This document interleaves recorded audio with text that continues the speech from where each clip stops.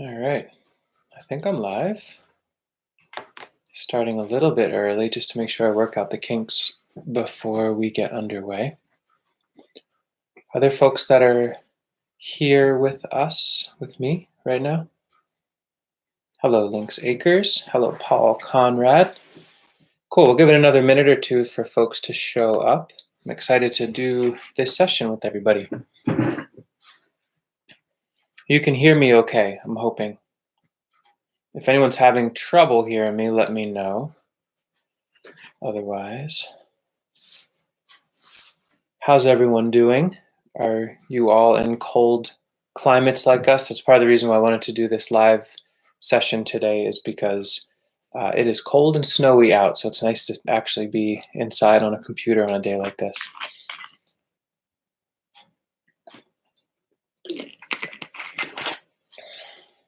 Oh, we're getting people pretty quickly now, 34 folks. All right, good. I'm getting feedback from most folks that you can hear and see okay, so I'm assuming if there's any issues, it'll be on your end, and good luck. I think I'll get started. It's right at noon here, Eastern Standard Time on Sunday. I see people coming in left and right. This is great. So the focus that I would like to have for this session, and I'm thinking roughly an hour, I'm pretty flexible, I can go longer if needed, is specifically our permaculture nursery. To have folks ask any questions they have around how we operate our nursery. That can be technical questions, how are we propagating this or that, all the way up to or down to the financial structure and how we make that work for ourselves. We're a small nursery, but Sasha and I, we have no other work. We don't subsidize our nursery work by going to another job. We don't have like a trust fund or things like that. We're making our living by selling plants and to some extent doing the YouTube work. And so if other folks are able to make some of their income or all of their income growing useful, hardy plants where they live, I would love to support that. So I'm going to pop over here and look and see. Okay. What I would like to ask, and if folks can help me out in the comments, encouraging each other to do this.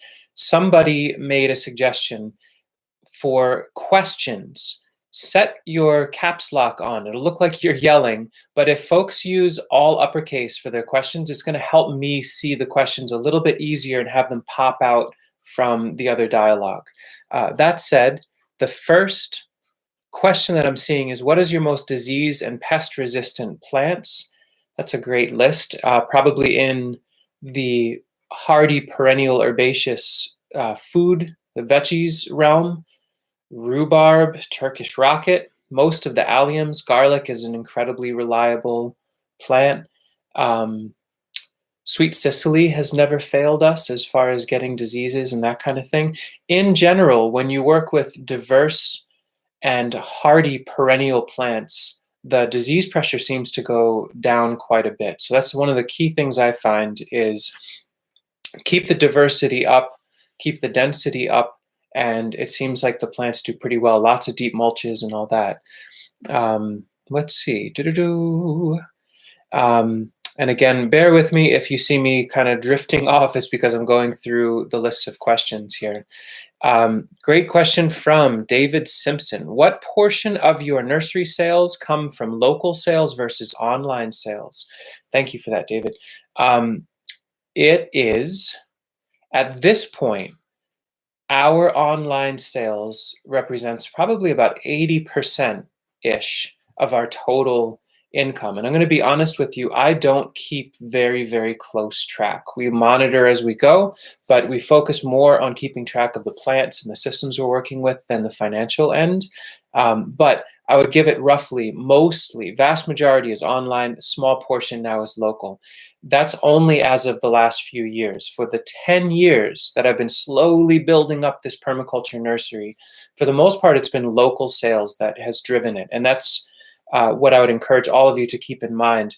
Local sales and local bartering is probably going to be the most lucrative, most worthwhile place to put your energy early on. Hope that answers that. Doo-doo-doo. Yeah, great works chiropractic. Well, great minds think alike. Yes, online versus local. I just covered that. Um, good question from Create Synergistic Transformations. Which plants should not be placed together and which are good companions? That probably, well, first thing I should say is that we're very loose with how we put plants together. And so I don't know that I have any very particular formulas of this or that.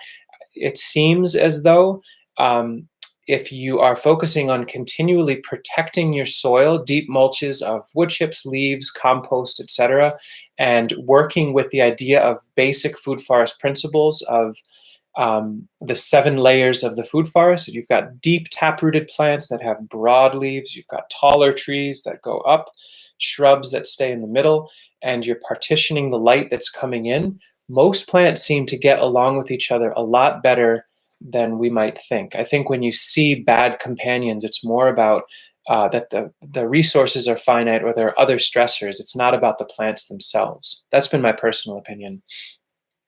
Sean Hicks. But lots of questions coming in. Thank you for that. And I think I want to say the same thing as I did with the chicken video live stream from last week. If I miss your question, I'm sorry about that. Feel free to bring it back up a little bit later if you see a lull. It's not that I'm, cherry picking. It's just I'm catching what I can. Good question is, how can someone with a slim budget get started in a meaningful way? From Sean Hicks. That is how we started.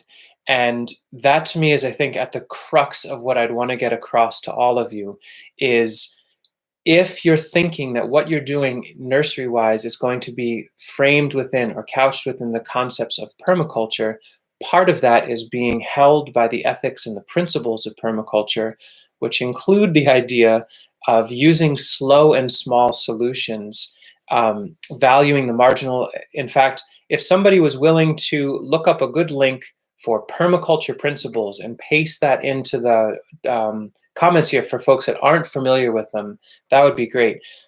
It feels like I'm on a tangent, but what I've done early on is 10, 15 years ago when I started collecting plants in earnest, rather than buying each plant brand new wholesale or retail, I would go and volunteer at a farm that had elderberry varieties that were interesting, or make a trip out to Massachusetts and stay at Triplebrook Farm and learn from this plant wizard, Steve Breyer, that's out there.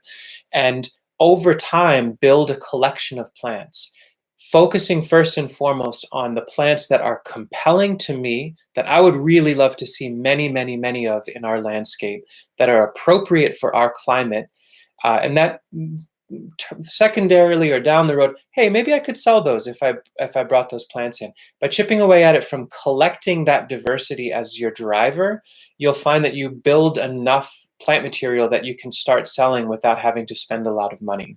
I hope that feels helpful. Let's see. Okay, David Simpson, can you give us a rundown of how you do inventory in your nursery? Pretty informally. What I do, you'll notice if you go to our website right now, for spring 2020, everything is sold out. And that's for folks for shipping. Because we're a tiny nursery, I set the inventory in an incredibly conservative and cautious way, generally at around 10 to 30% of what I think I actually have plant-wise. The reason for that is because we don't put up huge cages around our plants. We don't put out poison for wild animals. And so we lose some plants to wild creatures throughout the winter, or we lose it to incredibly cold weather periodically. And so what I try to do is focus on getting my chops up with propagation that I can absolutely over yield with the plants that I want to grow, sell a small percentage of that so that we don't have to worry about running out of plants, and then have ample leftover that we can plant out for ourselves or sell to local people and the like. Let's see. JKS Holmes said, how to keep rhubarb from getting diseases. I don't know that I have great suggestion on that. Maybe other folks do. Kind of the mantra with all of this is, when I see disease issue, when I see challenges in plants, my first inclination is to focus on nourishing them. And so this goes across the board for anything nursery related. A plant has aphids coming in, a plant has issues or seems to not be thriving, I focus on bringing finished compost as a side dressing. I water it in deeply with rainwater and I give it time. To me, it's like the analog of making like a really hearty bone broth or nourishing burdock stew if you feel sick. You start with feeding the soil, feeding the plant, and see what goes from there.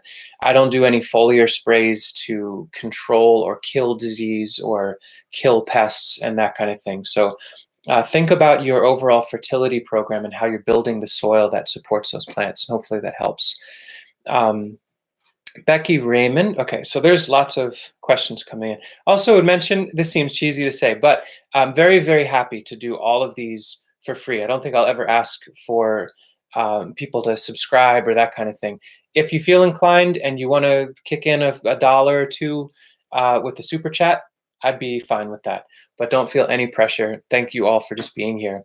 So Becky Raymond asks, do you sell at venues like flea markets or farmers markets? When we first started, that was the way to go. I had no real online presence. That happened very slowly over time. And so probably year 1 through 5 or so was about potting up the random plants that we had. Enough rhubarb, let me pot some of those up. Some comfrey, some raspberries that ran into a walkway. It was very kind of haphazard and mingled together. And we would drag plants to farmers markets, and that worked well enough. It was, $100, $300, enough to make it worth our while for a given event. But really, it was about building the name of what we were doing by taking plants that we had collected, that we didn't really spend a lot of money on, that we had propagated ourselves, with potting mix that we made ourselves from rotten wood chips, from chicken compost, from old leaves, in pots that we found for free. And that's part of what I will get into at some point, is to scavenge as much of the waste stream as you can, so you're not buying new things to start a nursery. It's pretty profitable right out of the gate in that model. As I did enough sales and got the word out and started building a mailing list, then we were able to actually advertise directly to people, and that drew in more customers, so we didn't have to move plants as much.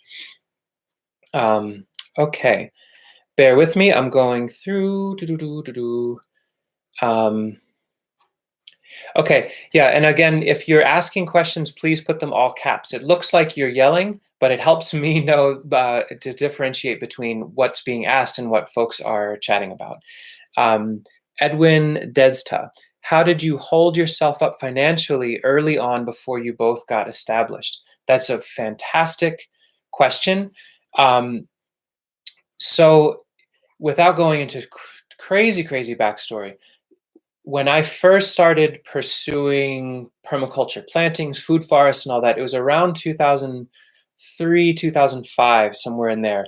When I first moved up to the Finger Lakes area from New Jersey, actually, I had a job doing computer technical work for a few years, and it was decent income. It wasn't too bad. And I've always lived on a shoestring budget. I try not to buy new things.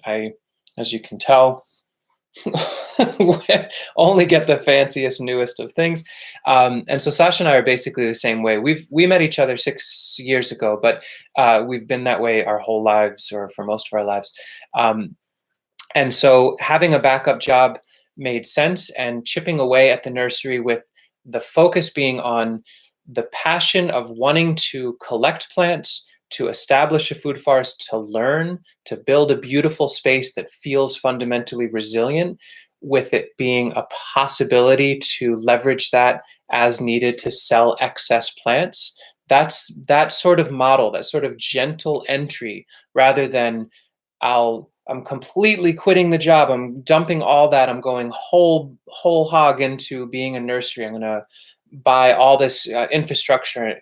We didn't go that route. It was just chipping away at slowly becoming a nursery, and that felt like a safe way to enter into it without having to put tons of pressure on the plants to yield the money that we needed in order to survive. So hopefully that helps a little bit. Slow and steady is really the way to go. Peter Ellis, hello. Is there any advice you can give regarding how to set prices? That's a great question. I think the way I started doing it was I would go to local farmers markets in the Ithaca area, Finger Lakes area. We're lucky to have a lot of local markets, and I would see some small scale nursery work. There's a folks that sold currants, and in the early spring they would sell rooted currant plants in quart containers or gallon containers for $15 each, and I saw somebody selling hops for $10, and I kind of made a mental note of what are other people selling. And as far as online, I've looked at what other folks, I mean, that's completely transparent. You can see the entire US market that way. And I try to set prices at or lower what other equivalent conventional operators are doing without making a big deal that we're organic, but making it affordable to go for a non-chemical centered production. So I'm trying not to charge a premium because we're doing the organic thing. And if you can keep your prices low, if you can keep your own personal needs for consumption or for money low, I think you can afford to be organic and to be clean and pure in some ways and not have to charge a premium for that. Quick question from Umrao Singh. I hope I said your name somewhat correctly. Do you sell also eggs? We don't sell eggs. We've designed our chicken system to have enough yield from the compost that the eggs we can use. We barter sometimes. We've traded meat. We've traded dairy and cheese. We've traded other sorts of resources for eggs, but we don't sell them. Sue Scaccia, how close to existing perennials do you lay compost? That's a great, simple question. Quite close. I try, when in doubt, if I'm not sure if the compost is completely aged and balanced and mellow, I make sure it's not banked up against the leaves or the stem of the plant I'm trying to support.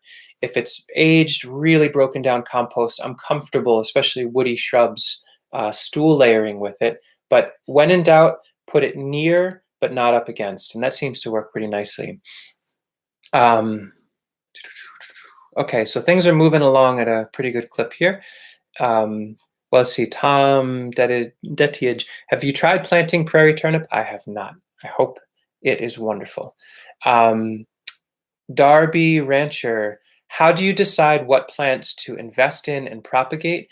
I think I addressed that a little bit, but to go deeper in, it's the driver is never about, ooh, I bet I could sell this if I bought a lot of it.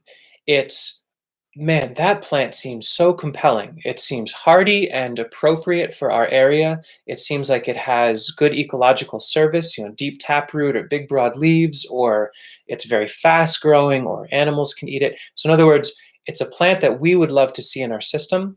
And I just trust that if we bring a plant in that does well for us, we learn about what it can do, how we can cook with it, how we can enjoy it, how we can propagate it, and we're excited to share all of those aspects with people. That builds the market for that plant. And so we just trust that if we bring it in, we're not investing a ton to get 10,000 of them. Maybe it's just a little pack of seeds or a few cuttings to get the ball rolling, that we can build the market if we chose to. And if we don't, well, great, we have more of that plant to enjoy for ourselves. All right, I'm scrolling through here, and again, if I missed any questions, please bear with me.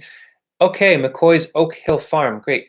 And okay, I'll go in order. Ropa Hendricks, how do you pack and ship your plants? Can you do a video about that? Thank you for asking. If you, I can't do it right now, but if you go into our videos, and this might be interesting for other folks, if you search for, or if someone here has a link to that, that's great. There are 2 different videos that we put out where we showed our process, where we dumpster old plastic and we use moist sawdust, and that's how we ship our bare root plants. We do not ship potted plants, and I would strongly encourage you all to consider the same idea.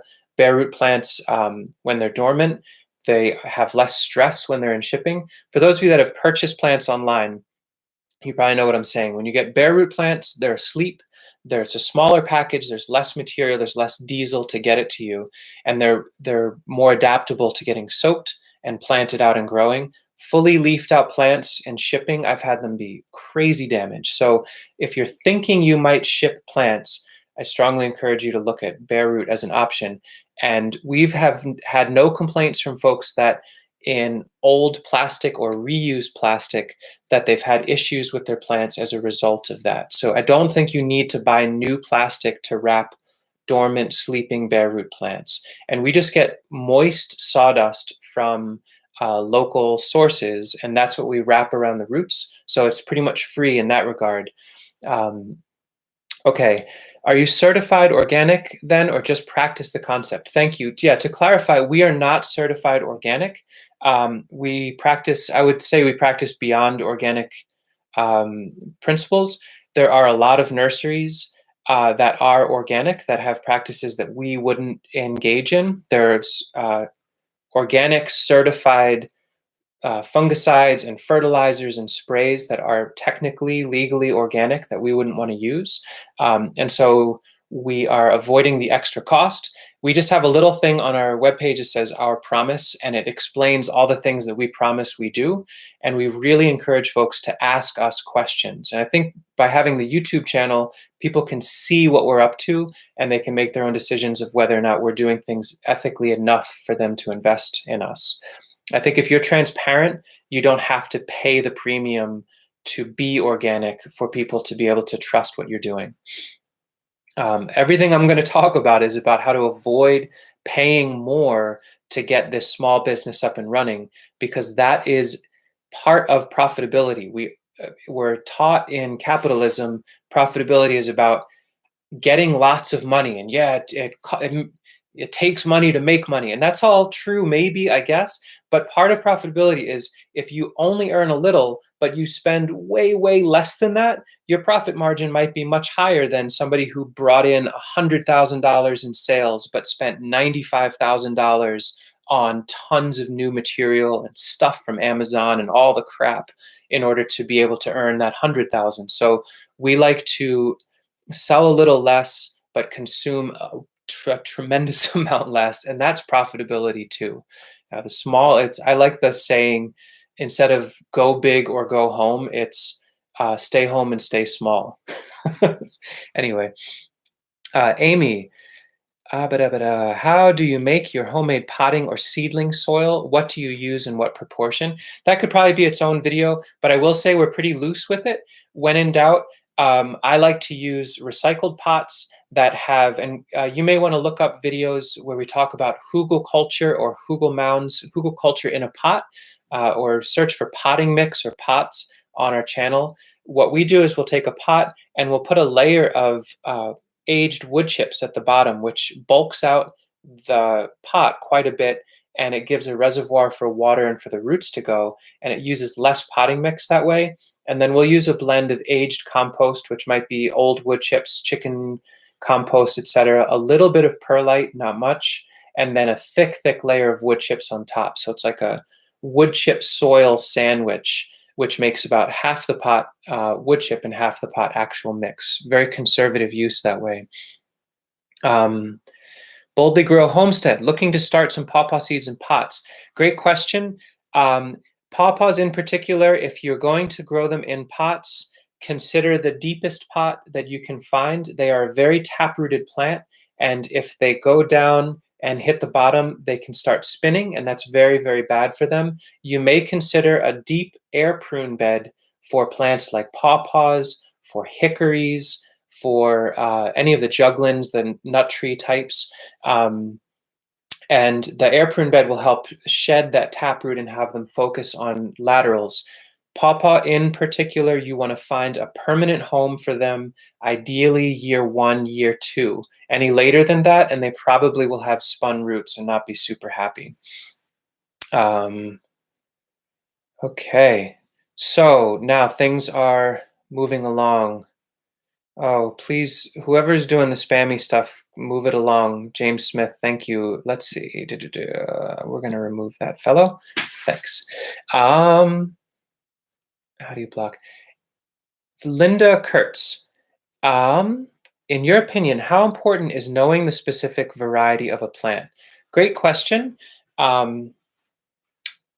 I think that's subjective. That's up to you.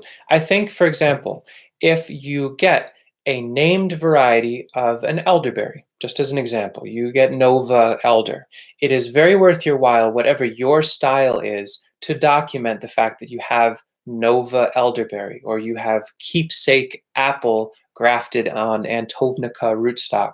Um, if it's something where you're making maps or you've got a notebook or you simply take a picture with your phone and add a little note there and you save that picture, I like to make aluminum tags and put them next to them. It reserves the option of you being able to sell that named variety sometime down the road. And I can tell you, I've learned the hard way planting out lots of different varieties of honeyberries or dwarf sour cherries, and, oh, I'm gonna remember those 6 varieties, I'm not worried about it. 3 years later, you don't. And so that's fine if you're not planning on monetizing those plants or tracking them later or trying to learn more deeply about the varieties. But I would encourage you to do it at the outset. All of you that think you may wish to sell plants or develop a, a valuable library of plant material, document it as you go. Even if it's just photos, that works fine. Okay.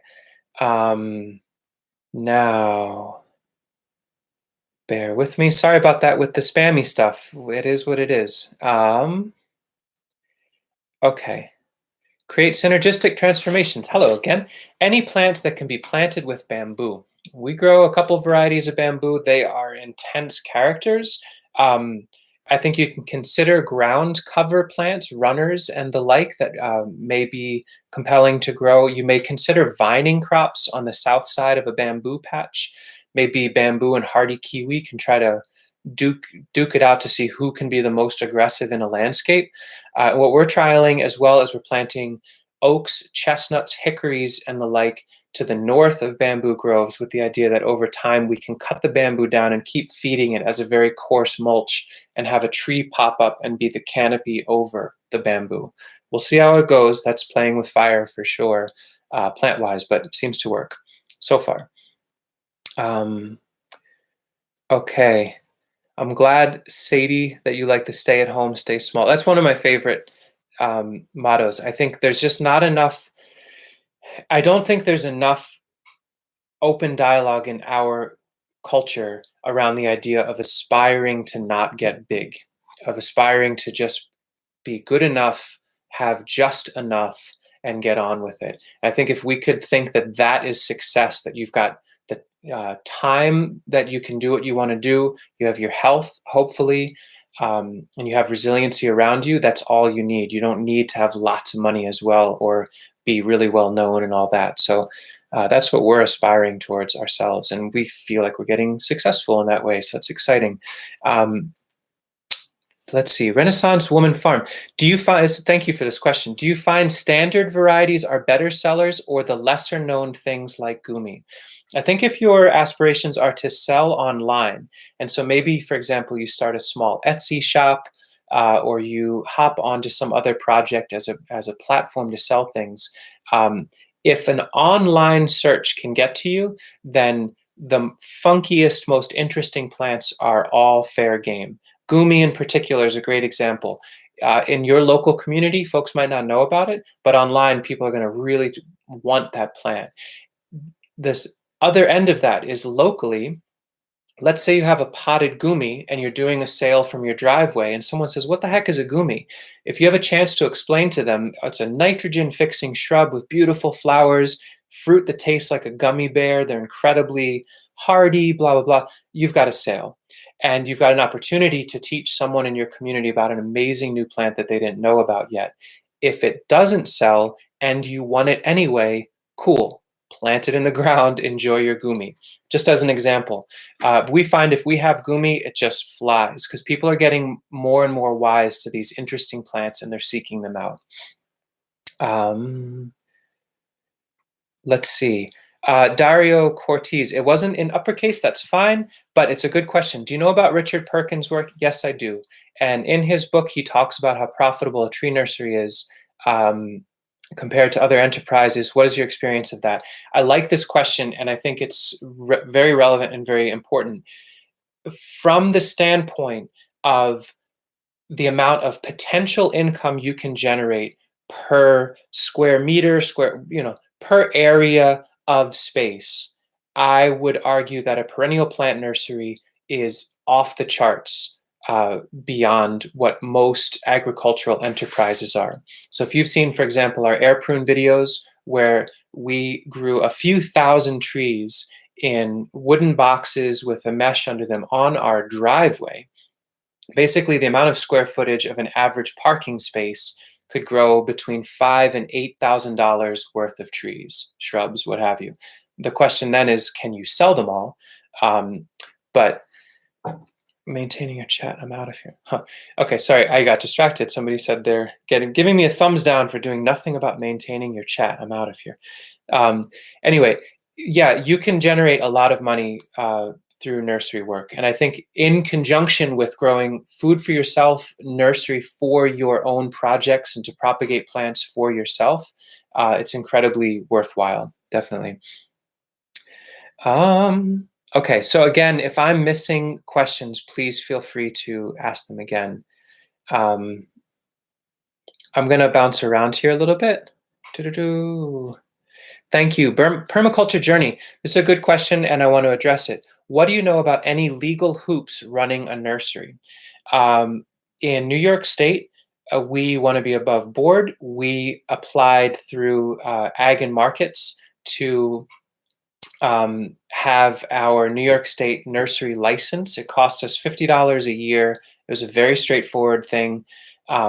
No one's ever asked us for the license number or any of those things, but it's kind of nice to be above board.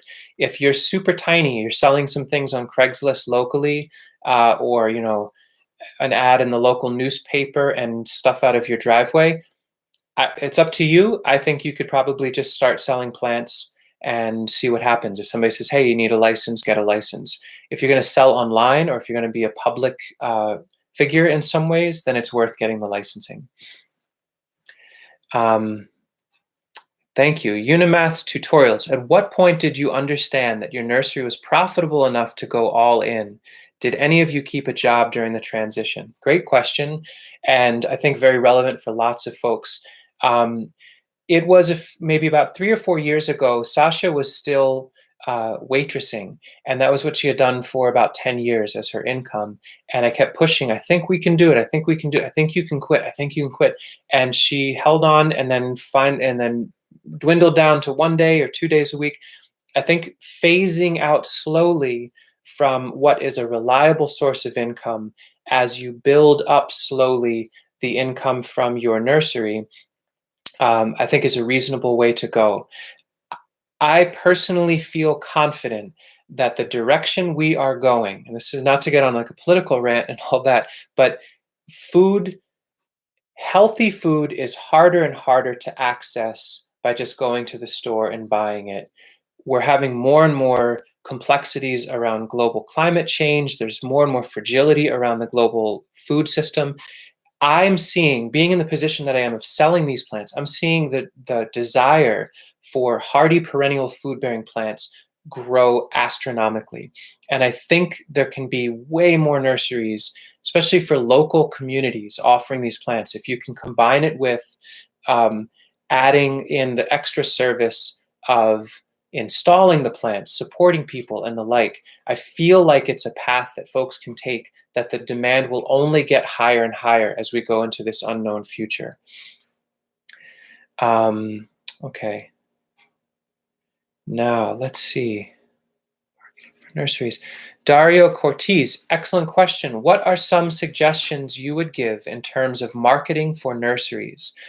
Let's see. So, I mean, what I've been doing, a lot of you have found our YouTube channel probably in the last year or so. Believe it or not, I've been making videos since 2010, just blabbing about all these different experiments. And so a lot of, if not the vast majority of our sales online have come because I put in the time and effort to make videos talking about how excited we are about sunchokes or elderberries, how easy it is to propagate currants and the like. And so that is marketing that has informed people, empowered them, but then also driven sales for us.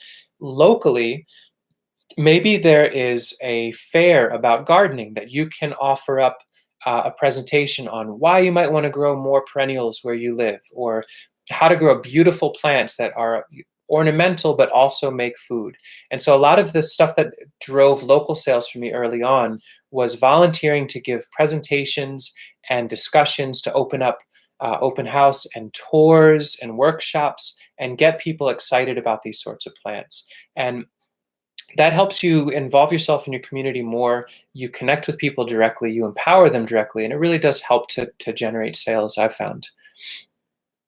Edwin Breed, do you have specs and plans for building the air prune beds? I don't have anything formal. Search in our videos for air prune, and I've got 3 or 4 videos, and they show the basic way we do them. You're welcome to do them 100% the exact same way, and I think you could probably innovate and make it way better if you wanted to. So that's what I would suggest there. Okay, Amy asks, we have 500 plus tree seedlings coming here in March. That's exciting. How would you recommend storing them while waiting to plant and or sell them? Great question. Depending on where you are, you need to heal them in. And so what I like to do, we are in Zone 5B in New York State. Last frost is generally mid-May. We will dig into some rich soil, ideally in a shadier spot. The longer we want them to remain dormant, the shadier we heal them in, which is where we dig a nice deep hole, set in groups of 10, 20, 50 seedlings in a clump, and then put the soil back around them, maybe a little mulch on top, water them in. So it's almost like you're planting the trees, but you're planting 50 in a hole. And if they're in a shady spot, they can stay dormant, they can rest, and then you can pull them out later, pot them up, sell them bare root, or plant them out. We talk about healing in, but you may also want to search online the concept of healing in and watch some videos there. That's what we do. Okay, David Simpson, we are about to build an indoor, pardon me, things just moved here very quickly. Hold on a second. An indoor propagation bed with bottom heat. Do you think sand is necessary? I don't think sand is critical or necessary. I just rebuilt a bottom heat propagation bed in our garage, which I'm going to be documenting and sharing soon. And I did include sand as a thermal mass, but I don't think it's absolutely critical, but you can wait for that video. But yes, a lean mix. You want something that is not very high in organic matter and nourishment, but you want warmth at the bottom to help stimulate and spur some rooting. Okay, and I'll just mention again, I'll just put in a little plug. Oh, thank you so much. That's what exactly I was going to say. Is that Lolitas Garden? Yes, Lolitas Garden, $5. Thank you very much. I appreciate that. If anyone else wants to do that, I wouldn't complain, but you don't have to at all. Ask questions without that, and that's great. Okay. Justin Patillo, what made you decide to relocate to the Finger Lakes from New Jersey? Boy, that could be a whole other video. Let's leave that for another time, but the basic idea from a overall resiliency standpoint, moving to an area that has that could be warmer, could be colder, could get wetter, could get drier, and is near a huge amount of fresh water, felt like a reasonable place to put down literal and figurative roots in a serious way. And that's what the Finger Lakes has for me. I feel like we're moving towards some pretty unstable times, and I wanted at least some environmental stability for wherever I was going to commit to live. And then I got to meet Sasha, so it worked out very well. Quick question, Lavender Cottage Farm, do you have hardy almond trees? We do. We have one, and it made a couple of almonds. We'll see how it goes. What you see on our website or what we talk about is probably about a tenth of the plants we have. If any folks are in the area in the summer and want a tour, give us a holler.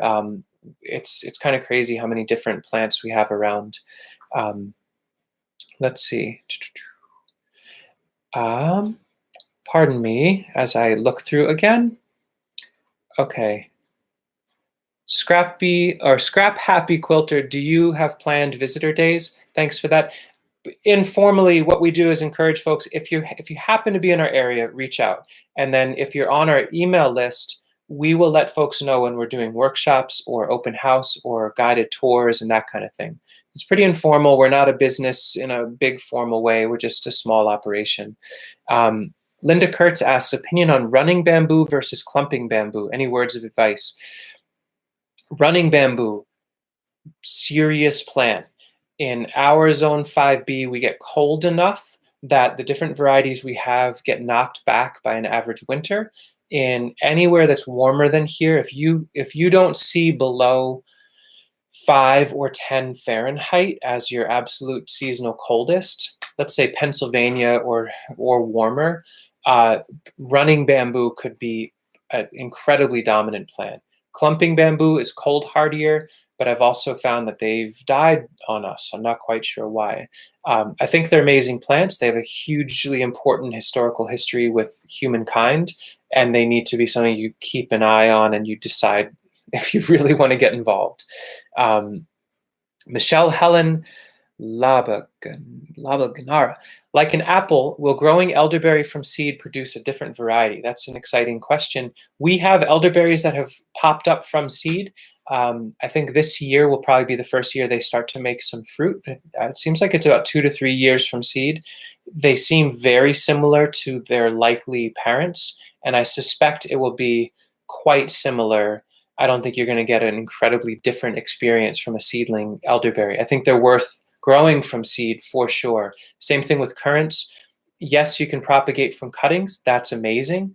But anytime you have an opportunity to grow a plant being from seed along with cuttings, you're keeping that genetic pathway expansive, and it's very worth your while to do so. Okay, Mike Barnes, thank you for asking. Regarding propagation, I'm considering investing about $300 in one of the Easy Clone systems. Would I recommend it? I got one, a $100 one that I tried with a bunch of different softwood cuttings last summer. I think I did gumi and autumn olive, sea berry, some hardy kiwi. Everything rotted for me. But I also did not use distilled water and all that. I would dissuade you from it. I feel like the place to begin, we put out some videos about doing aerated water in the summer. We basically submerge the stems of the plant, the target plants that you wish to root, the softwood cuttings, and sometimes we combine them with willow to help facilitate better rooting. That's, $10 or so, and that same pump could then be used to make compost tea later. Whereas the Easy Cloner is a single-use plastic item, almost certainly made from China. If I could do it again, I would not buy that. I would try easier to clone hardwood cuttings, and if I needed to do softwood, I would look at water with a bubbler. You can find videos that we've put out, or you can find other solutions there. Hope that's helpful. Save the money. Go take somebody out to dinner or invest in some cool plants and that kind of thing. William Bronson, do you have any experience with Prairie Mimosa? I do not. I got mimosa and it wasn't hardy for us, but what are you going to do? Powell Pollock, how are your mason bees doing? Are their populations growing bigger every year in your backyard? Awesome question. Not really related to the nursery stuff, but I'll address it quickly. We're going to make a new video. We just collected a bunch of Phragmites reeds, and it looks like they're going to be very promising. The boxes that we have with mason bees in them now look like they've got good brood and eggs. We'll have to see come spring, but we'll continue to document that. Thank you for checking in on them. Brian Zabel.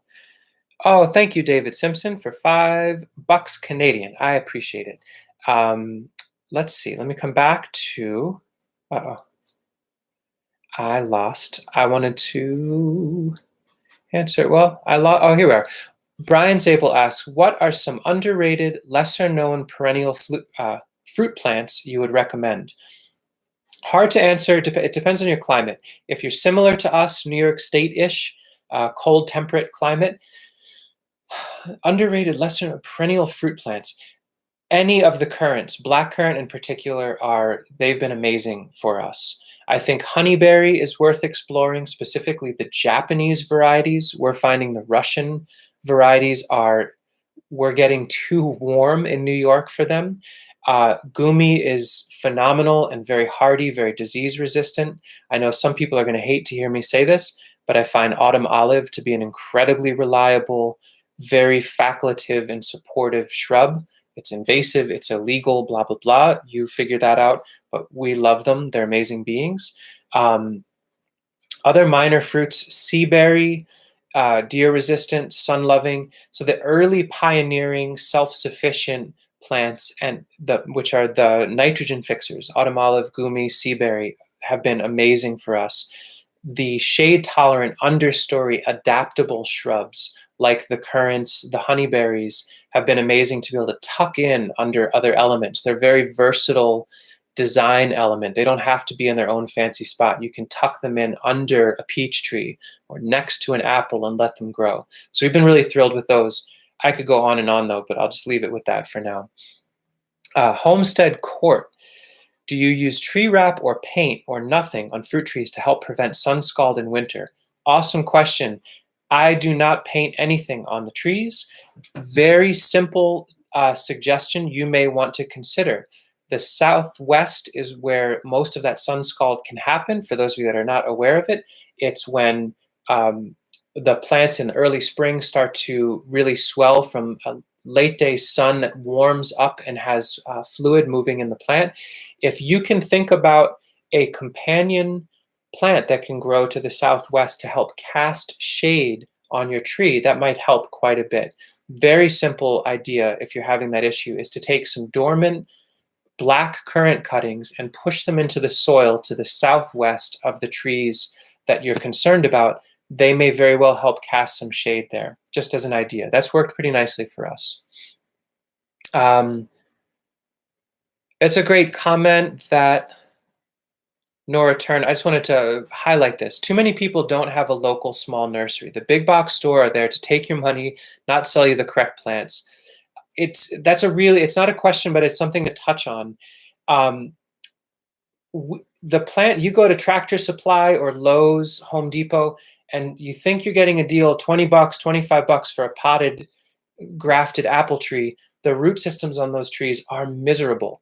And a lot of people get a foul taste in their mouth for the idea of planting trees because their introduction to it are 5-gallon potted trees. They go to plant them and it's a straitjacket of root systems.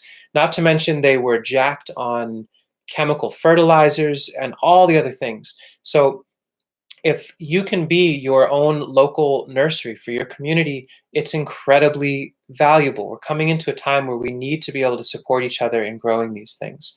Someone just threw in $4.99. Thank you so much. I very much appreciate that, Amy. You asked some great questions and I was glad to answer them for you. So thank you. Yeah, the other thing to consider, in the United States, we've got Craigslist. For our Ithaca farm and garden area, I've been able to sell plants to strangers for years. So let's say I've got a bunch of cuttings of currants that I want to find homes for. I'll take a photo of the currants when they're in fruit. If you don't have them yourself, find some license-free photos from an image search or from Wikimedia, that kind of thing. Set them at a very low, reasonable price. Be ready and willing to explain to people how to propagate from cuttings. Or maybe, for example, just as a real-world example, I've made $500 selling strawberries on our local Craigslist. Only strawberries that have leapt out of the garden bed and started crossing pathways. In other words, strawberries that had to get dug up anyway. And I sold them way cheaper than anyone could ever get them at a box store. There's no chemicals. I just wrapped them in moist newspaper and sold them, I think it was like $20 for 50 strawberry plants. And tons of people came by. Then they bought other plants from us. So that cost me nothing. It was only selling weeds that we're managing from a walkway. So that's what really brought me into being a nursery in the first place, is these plants want to replicate themselves. And if you can position yourself to take the replicants, take the cuttings, the prunings you're going to do anyway, the apples that you have to prune anyway, there's scion wood. Can you sell that? You can think about ways to earn some money from the management you're going to do anyway. Management harvest combo is a really legit concept in permaculture. Okay. But bear with me. James Wall, it's nice to see you on here. How's it going, buddy? Can you touch on letting things go wild versus curating carefully? I like that question very much. Yeah, I think if you're not in a position of having a need of being able to earn money from the plants that you're stewarding or that you're curating, that you're working with, you can let them go wild and they'd be very happy to have you do that. The beautiful part about that in my mind is that that mentality, that sort of management of just let it be feral, let it be wild, is not incompatible with coming back later on, let's say a year, 2 years later, and bringing a little bit more organization and management and control to the system, and in that moment harvesting plant material that can then be sold or traded or what have you. So hopefully that's helpful. And I hope you're doing well, James. It's lovely to see you on here. Come visit us again. Scrap Happy Quilter.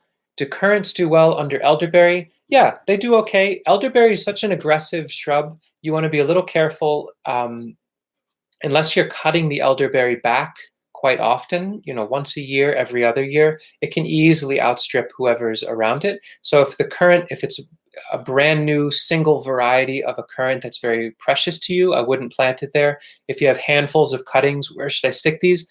Try a few under the elder and see how they do for you. Yeah, Paul Conrad says, I'd pay $20 for 50 strawberries. Yeah, so would lots of folks. And that's the beautiful thing, if you've, it wasn't that I'm buying in $500 worth of strawberries and trying to flip them and all that. It's setting it in motion and allowing these plants, enjoying seeing these plants explode in their population, and then when doing that management, being able to monetize that a little bit. How are we doing here on questions? Am I caught up? What I'd like to say is if you asked a question before and I missed it, now's a good time to throw that question back up again. And if you don't mind putting it all caps, that would be very helpful. Chris Wally asks, how do you prevent tree roots from invading a raised garden bed, or does it even matter? Yeah, so we have nursery beds that are near established trees. And yes, that can be an issue. Brian, thanks for the $5. That's awesome. I really appreciate it. It can be an issue. I think nursery beds that are near established trees where you plan to dig the plants out, it can be problematic.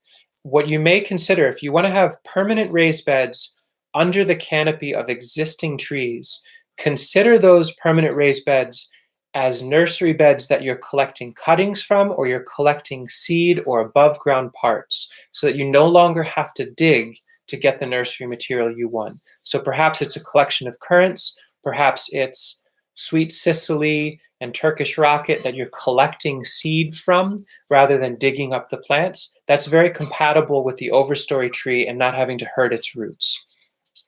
Okay, hope that addresses that for you. Corey asks, I was wondering if you still use your electric wheelbarrow. What are your thoughts about it? To be honest, I haven't used it as much as I would like. I need to remember that it's there. I think when we have big projects of moving tons of material at the main 6-acre site, it's awesome. For most of the detail, fine work we're doing where Sasha and I live, our little half-acre, it's a little hard to navigate, so we haven't used it that much. I would say if you're on the fence, you may want to think about it before you commit to building something like that at that point. Herman asks, what would you recommend for a quick-growing, thick living wall, taller the better? Giant miscanthus grass has been a real winner for us. I would encourage, I won't go into detail here.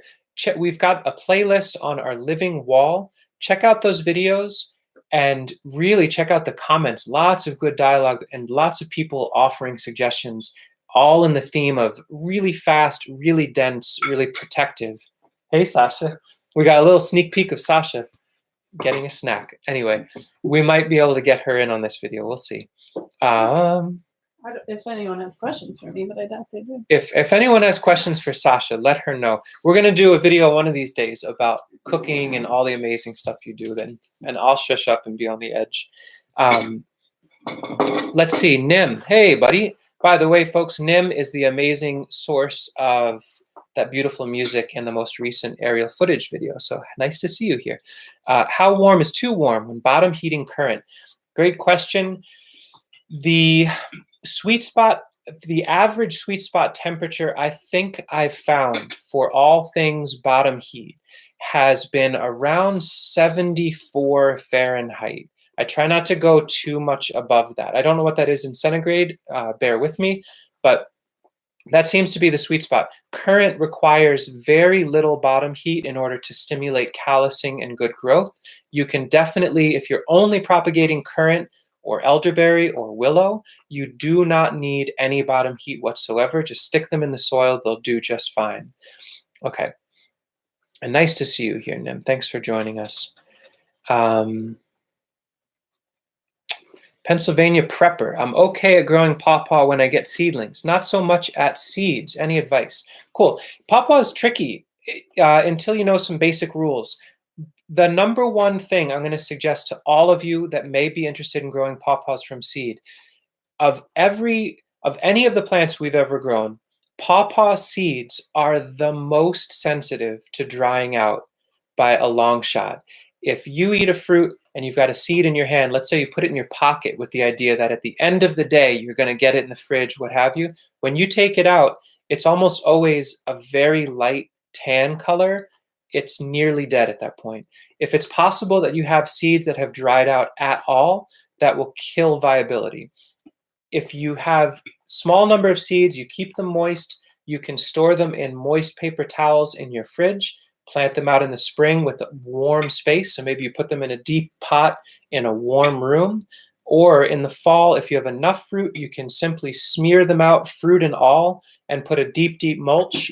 That keeps them from freezing over winter, and that does pretty well for us. Hopefully that's helpful. Okay. Oh, thank you. Justin asks, can you touch on some of the people in the permaculture space that have influenced or taught you? Boy, there's a lot. I want to give a shout out actually to Ben Falk. I worked with him a number of years ago. I had the chance to get up and see his spot.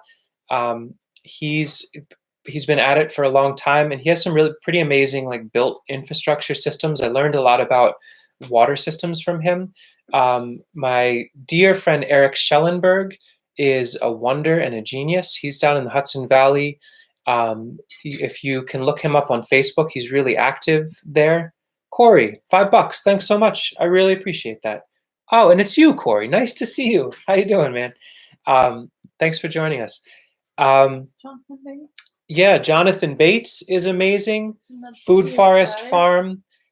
You can look him up online. He and Eric Tonesmeyer are the folks that wrote the book Paradise Lot. And we're lucky enough to have Jonathan and his wonderful family, Megan and Jesse, living in the Ithaca area now.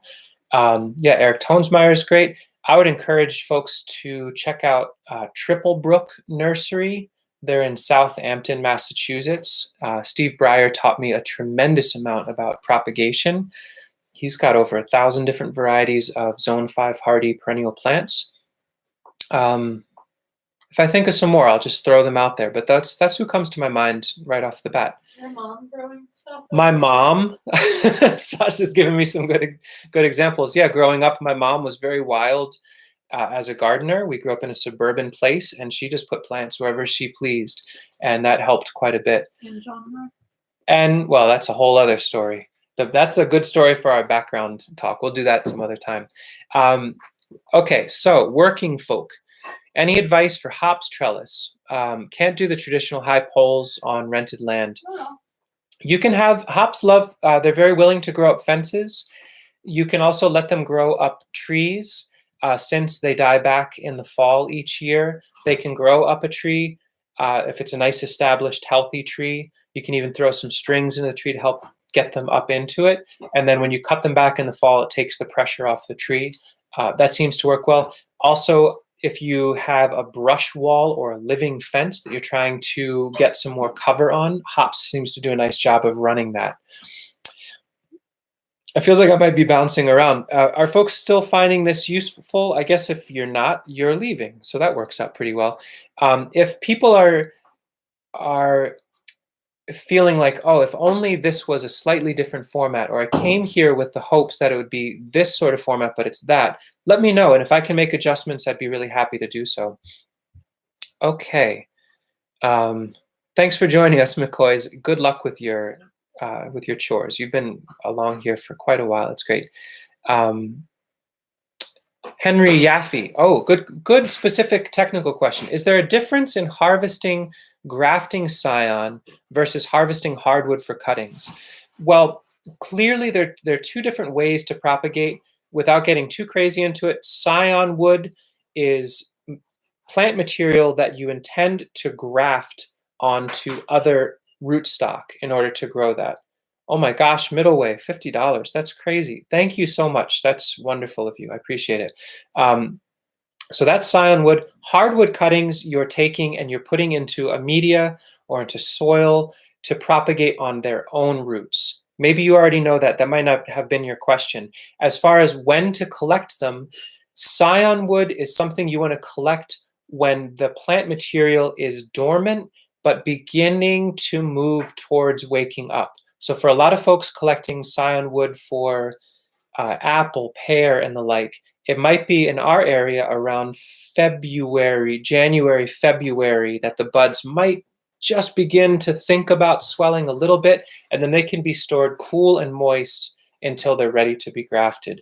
Hardwood I collect in the fall after the plants have gone dormant, and then again in the spring before they wake up. And those are the two main windows that I like to collect hardwood cuttings and act on them immediately. I don't collect hardwood and wait on them. I collect them and stick them ideally within the same day or within the few hours of each other. Hopefully that addresses it.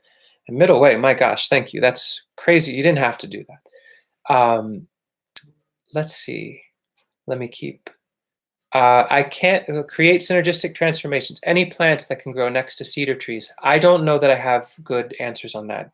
If other folks want to chime in, that'd be great. Bear with me. I'm finding on. Thank you, Kamar, for your question. Could you speak on any challenges or limitations as a small nursery you deal with? At the moment, the biggest limitation we have, and by the way, Stanley's here. He just hopped up to say hello. Say hello, Stanley. He doesn't care for this. We're finding now that we're running out of plant stock while there still is demand for the plant. So our biggest limitation is we're too small for the demand that is there. I think the other biggest limitation that I think would be a very real limitation for a lot of folks is I feel like I run out of time in a given day to keep up with all the moving parts. The more complex the plants are that we're working with, the more complex the gardens are, the more time and energy it takes to keep up with things. Those have been the two biggest limitations. And I think those are manageable and we can work within those parameters. And again, if you don't go super huge, if you don't say, I'm going to be a nursery and I'm willing to spend $10,000 to get it going, I truly think you can get a nursery off the ground if you want to start slow and small with $0. It can be the tools you already have, the Stanleys you already have on the table. And you can even start by just connecting with other local growers, small orchards nearby, trade with people, and build from a $0 start. And then that really takes a lot of pressure off of limitations and challenges to get a nursery going. Take your time with it. Let it be first and foremost about the love of the plants and the resiliency and the desire to have those plants in your life. That's the main driver. Then you can add the financial aspect onto it without it feeling like a really crazy, stressful move. Gail Elwood, thank you so much. She says, demand is high because you have strong plants. I love everything I've ever gotten. Well, we love sending you plants. It's been very lovely to send you plants, for sure. Meredith asks, when is the best time to cut elderberry for propagation? We are by Lake Ontario. I think I addressed that. Dormant hardwood cuttings for our cold climate. If the soil is workable in the dormant time, you can do it. Real peak moment for elderberry is going to be as they start to come out of dormancy, late March, early April, somewhere in there. The ground is thawed and the plants have yet to leaf out. That's your sweet spot. And Henry Yaffe, thank you so much for the $5. That's lovely of you. I appreciate it, folks. Let's see. How do you balance working outside with the plants and running the business side of things? That's from Brett Gallagher. That's a great question. Um, to be honest, I think, well, I touched on this a little bit. I think the real answer there is by not becoming a business person, that we keep just enough track of our financial picture and the details that we have to make sure we're legal, we keep afloat, we do those things, but that the main focus of the mental space and the physical space is to grow the plants and engage and be with the plants. And so that, in some ways, I think I probably could be better at tracking expenses versus income and all that. But if we're just careful that we don't spend much money if we don't need to, and we allow the business to continue to slowly grow, that end of it seems to take care of itself in a good way. Mark asks, how much do the small trees cost? Lavender Cottage, thank you, $5 and a laughing pear, it looks like. Cool, a laughing exercising pear. Small trees, you're gonna find, you can look for wholesale trees if that's one potential strategy. If folks wanna get into a scenario where you are, you want to grow more plants, you don't have a lot just yet, you're willing to spend a little bit of money, one strategy you may consider, for example, you go online, you find a wholesale nursery where you can order, let's say, 100 mulberries for $80, just as an example. Certain wholesale nurseries, you can get plants for less than $1 a piece. The real gotcha is you do not want to buy plants in an ideal world, especially if you're spending a lot of money, from a nursery that is a very different climate than you. So I would never buy 100 mulberries from a nursery in Florida, for example. But let's say you get those 100 mulberries. You could plant 60 or 70 of them for yourself and pot up the remainder and sell them locally throughout a season, and that might help pay off the other plants. So that's one strategy, Mark, if you're interested. But you can expect a small tree to cost anywhere from as cheap as 20 to 30 cents a piece if you're willing to buy hundreds of them from a conventional nursery, to as much as $5, $10, $15, $20 a piece if you're getting them individually and slightly larger. David Simpson, have you ever worked with northern pecan? We have a couple planted. This might be the year we get our first crop, possibly. They went in 2008, 2009, and one of them is just about the tallest tree of all the trees I've ever planted. So we'll see. We'll keep you up to date on that one for sure. Beansy, thank you for this question. Have you been affected by any potential GMO crops from neighbors? No, we don't grow similar crops to what other folks grow. You know, we're not corn, wheat, and soy, so we're not worried about saving seed and having that issue. However, we have a conventional orchard that I've talked about in some videos that does spray. And so we're just trying to manage that the best we can. Really thick brush walls, very dense plantings of nitrogen fixing inedible plants between us and them. Lots of carbon deposition. I think when in doubt, more deposition of organic matter, deeper mulches, lots of biochar, and having the water move slowly and away from us. And that's the best we can do with that. Pennsylvania Prepper, do you sell or have a recommended source for northern pecan? I may be selling plants in the future. I'm not quite sure. Folks may be excited to know about a wonderful nursery called, let me type it out so people can see it.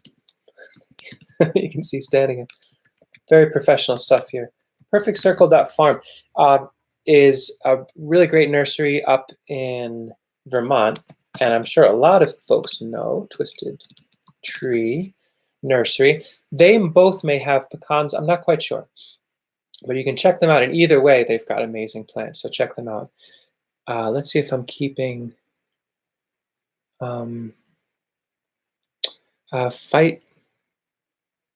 Phytophthora. Well, Peter Ellis, I don't know that name, so I'm not sure. Seems like a major issue for larger nurseries.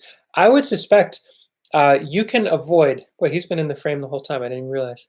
Stan, it's nice to see you here. As a small scale, home scale nursery, And Don, thank you for $20. That's amazing. Um, I think you can avoid concerns around fungal disease or other issues if you skip the standard nursery model. If what you're not doing is having thousands of cloned copies of a given plant in one space, disease pressure does not seem to build up. We grow lots of different plants in all sorts of random pots that we don't wash, in soil we make ourselves that's all over the map as far as fertility, and have nearly no disease issues. And I think it's because there's enough diversity, there's enough ecosystem service happening, it works itself out. So if you start with that, I think you can avoid those weird diseases that I don't even know how to pronounce. Mark, did you also have problems with pesticides and horse manure? Important question. Be careful where you get fertility from. Manures, we got horse manure that had dewormer in it, and it killed lots and lots of worms. When in doubt, wood chips, waste hay, that kind of stuff seems to work pretty nicely for us. If you have any doubt at all, just don't take the material. That's been my experience. And Mark, please don't worry about sending money. Your questions are awesome. You're a really great part of the community. So I'm very thrilled to just have folks here, folks that are contributing. That's awesome and exciting, but please don't think that you need to do that in order to be part of this. We really appreciate all these folks being here, for sure. Dr. Brad, any thoughts on Japanese knotweed? Yeah, it's amazing. It holds river banks together after insane floods that are caused by human disruption. I feel like a couple people are going to leave the chat because of this, but what are you going to do? It's an amazing, fast-acting scab and scar tissue for wounded landscapes. I don't actively propagate them. I'm not trying to sell the plant. It's illegal to do so anyway, but I see it as an ecological first responder and pretty tricky to work with, but I appreciate it for the potency that it has. Tom Dibble, what permits do you need to run a nursery? In case you missed this from earlier, you can connect with ag and markets. Just look up nursery license in whatever state you're in, and you can pursue that. It was very straightforward. They come and do an inspection randomly, and it's been pleasant and easy overall. Let me see if I missed anything here. Daniel asks, what are other things to look out for when accepting free materials? Very important question. Yeah, I think if there's a polite way to ask. So I've learned to ask before we, for example, take hay, mulch hay, just as an example. I've learned to say, it's a little white lie. I say, we're an organic nursery, and for certification, we're not able to bring on materials that have certain sprays. Can you just let me know what sprays are on the hay?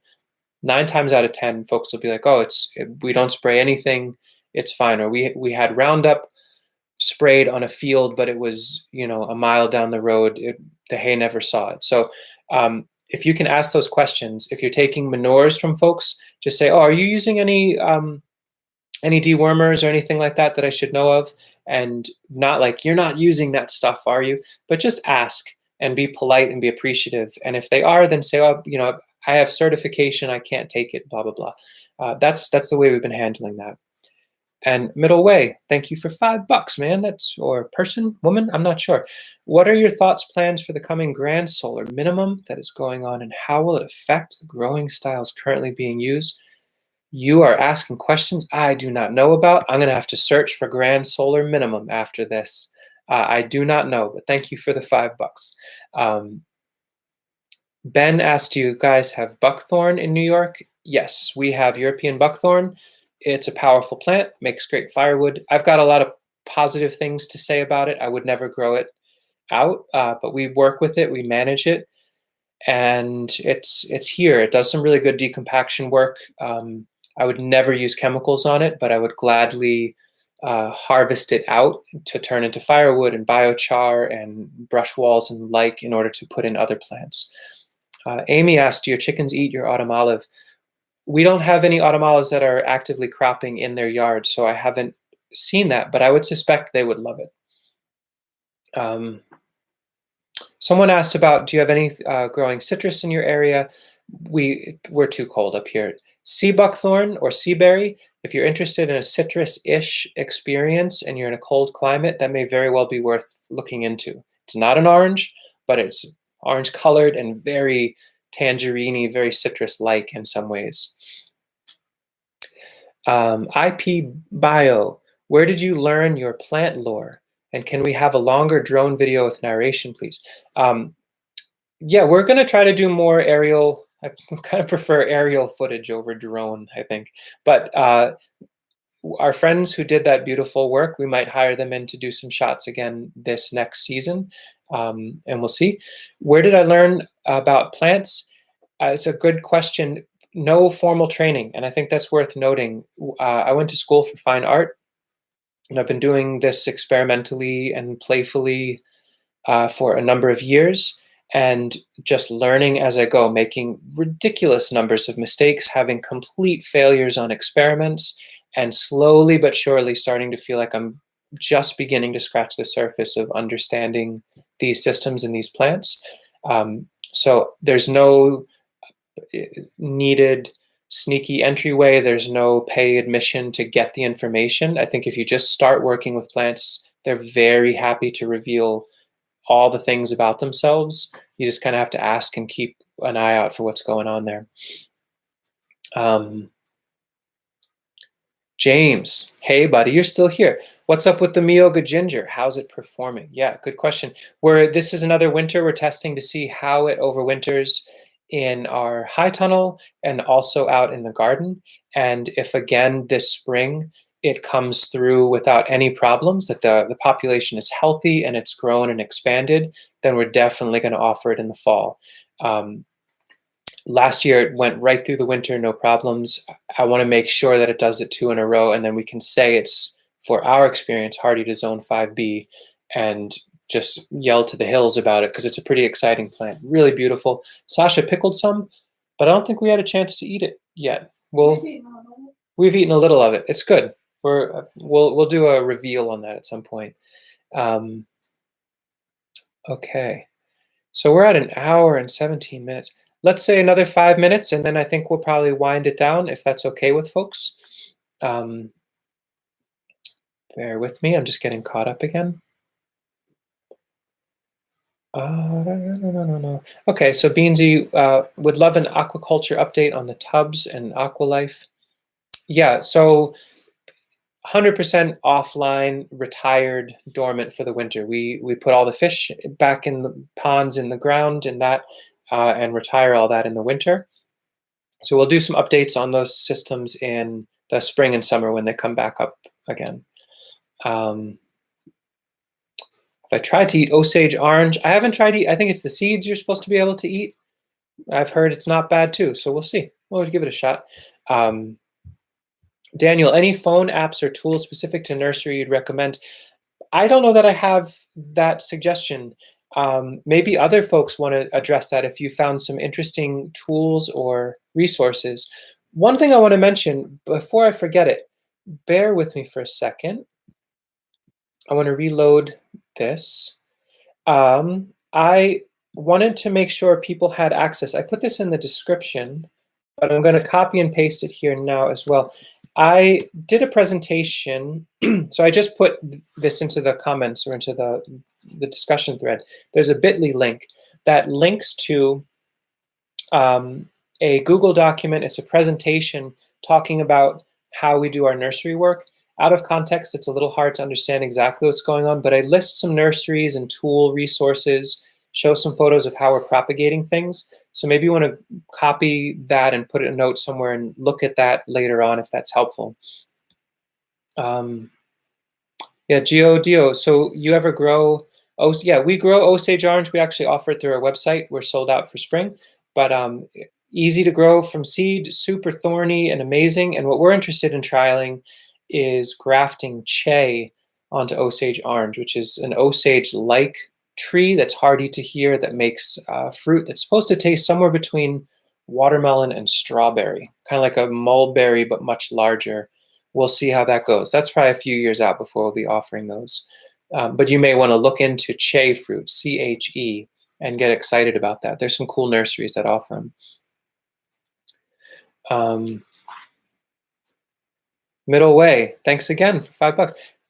Calvary Calling, you've got another question that I wish you're giving these amazing donations and then asking questions that I'm not capable of answering. So I'm sorry about that.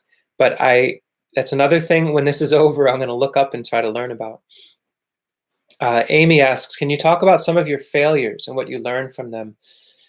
Whew, that's a whole thing. That would be its own many hours.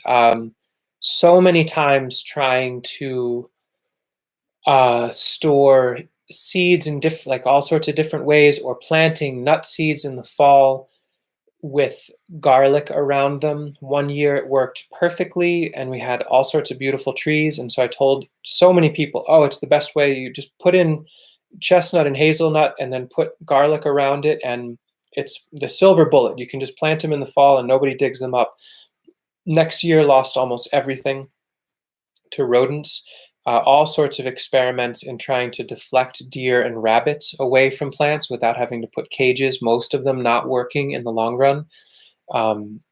Sowing out tons and tons of flats of seeds that cost good money and getting zero germination. I mean, the list is, it's ridiculous how long the list of failures is.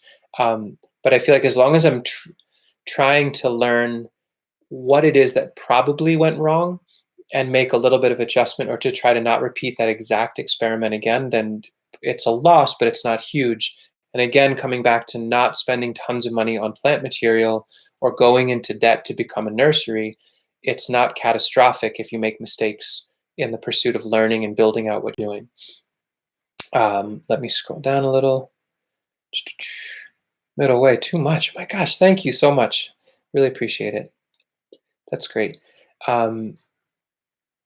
Kamar asks, would you ever offer a nursery starter package of plant material a la Twisted Tree? I feel like Akiva over at twisted-tree.net, his Abundant Propagation course. In fact, I'm going to encourage, for those of you that are really excited about having a structured course to learn propagation of long-lived perennial plants, check him out. Let me look that up real quick. Twisted Tree. Bear with me for a second, or if somebody else wants to link it first. But if you go to Twisted Tree, he has propagation videos, and I'm hoping he has it. Well, you could just go there and check it out. But anyway, he offers a package. He's got that covered. I don't feel like I need to do that. What we do plan to do is for local folks offer hands-on workshops in the spring and summer. So if you're within the region and you think that would be compelling, keep an eye out and we'll let people know when we offer them. Trevor asks, what do you think about start propagating maybe 3 to 5 plants from each layer of a forest garden? Yeah, I really think the place to begin, if I were to start anywhere or to encourage people to start anywhere, it's experimentally and playfully look at what's involved in propagating. Let's say this upcoming growing season, you set a goal for yourself of 5 to 10 different types of plants that you already grow to get reliably good at being able to propagate them. So is it that in the spring you take hardwood cuttings? This is a great place to start. Dormant cuttings of currants, elderberry, and willow, and try sticking them in a bed just to learn about rooting. Maybe you take some vines that are growing along. Maybe you've got grapes or schisandra or hardy kiwi, and you try taking some of those vines and layering them across the ground with soil on top, or you take some shrubs and build soil around the base of the stems. Maybe this is the season where you actively collect seed from plants that are making them. Rather than cutting them back, you collect seed and try cleaning and drying it and sowing them out. Chip away at it and then see what sort of plants come from there, and you can sell them locally. You can trade with other people for different plants you don't have yet. That's a great way to go. And so your question about trying a few where you are, Trevor, that seems excellent and great thinking. Question here, when will you start selling again on your online site? And again, thanks for your patience, and I'm sorry we're sold out. It's overwhelming to try to ship many, many hundreds of orders when it's just Sasha and I, and we've got all these little moving parts. That said, we plan on ramping up and increasing our fall ordering window. So right around summer solstice, we'll update inventory for fall, and we look forward to getting you a whole lot of plants then, hopefully some new offerings too. Amy asked, can we travel to you for your classes? We're in the Missouri Ozarks. That's too far, Amy. If you're going to come here anyway, if you've got other folks or other things that are going on, then give us a holler and please come visit. If it's just for little old us, I'd say I would skip it. But if you think you want to come, reach out and we can give some suggestions of other farms. Maybe you can make a whole journey out of seeing lots of different farms to make it worth your time, the cost, the gas, and all that. But we'd love to see you if you're ever out this way, for sure. Mountain Man asks, what do you charge per hour average for managing others' local projects? Thanks for that. So I do consultations, a fair number of local consultations and sometimes online, and I ask $50 an hour for my time, but it's very, very much flexible, sliding scale. If you, and I should just say this right now, for any of you that are associated with not-for-profits or you're working with food advocacy or trying to help folks that are in a hard way, and you're interested in growing more perennial foods, more hardy foods for your community, and you don't have a budget, reach out to me and I will give you free consultation, or we can do sliding scale, whatever. If there are ways that I can help get more people growing more plants, I would like to do that. Okay, I'm going to say, let's say one more question, if that's okay. And then we'll wrap it up. I hope this has been helpful for people. I also will say, continue on the conversation once this is over, and maybe reach out to each other and see what ways you can support each other. Let's see, David Simpson, does the $50 an hour include installing plants to nursery customers? Or is that a flat rate per plant? It's flexible. I feel like as time goes on, that's part of the whole arc with this.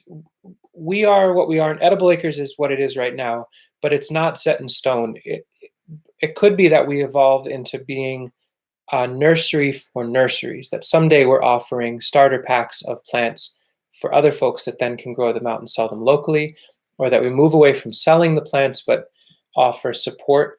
I don't know what the future exactly holds. We love getting plants in people's hands, but we want to be malleable or adjustable there. And so it could evolve in different directions. And so every situation is its own thing. Last question, and I think this is a good one to end on. Corey, how do we contact you? Well, I try to answer every question that people comment on YouTube videos. It takes some time, but it feels very important. That's one way, but I think the most straightforward way, edibleacres.org is our website, and there's a contact page. It's very easy to find us there and reach out. And so, well, let's call it good there, that if there are ways that I can help you with your projects, let me know, let us know. And James, when's the next question and answer? I don't know yet. I don't think I'm going to do anything formal, like, every Sunday at noon. We'll play it by ear, but in the winter months here, once a week-ish, we should have it. I'll make a post, and I'll probably mention it on Facebook or that kind of thing, and hopefully see all of you again. Thank you so much, and thank you for being part of all this. Good luck. Grow lots of plants. I hope lots of you are able to start little nurseries where you live. Send me pictures. Let me know how it goes for you. Thank you, and take care.